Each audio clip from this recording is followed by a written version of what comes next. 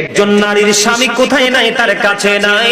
আল্লাহ রাসূল বলেছেন ওই স্ত্রীর বিছানায় পর্যন্ত গিয়ে একটা পুরুষ বসতে পারবে না। বলে হুজুর কেন গো, বসতে নিষেধ করেছেন কেন আমার নবী? কারণ একজন বেগানা পুরুষ আর একজন বেগানা নারী যখন একই জায়গায় থাকে, তার মধ্যে তৃতীয় জন থাকে বন্ধু, শয়তান। আমি ছোট্ট একটা আয়াত তেলাওয়াত করেছি বন্ধু, ওয়াকারনা ফি বুয়ুতিকুন্না ওয়ালা তাবাররাজনা তাবাররুজাল জাহিলিয়াতিল উলা। আমার আল্লাহ এই আয়াত কিন্তু পর্দার আয়াত। কিসের আয়াত? এই ওয়াজ কার ওয়াজ? পর্দার ওয়াজ। আপনারা বলেন পর্দা কার জন্য?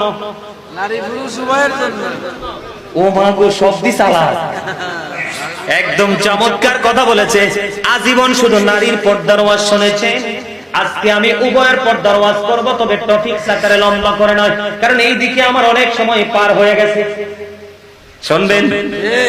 আমার আল্লাহ ডেকে ডেকে বলতেছে নারীদেরকে, নারীরা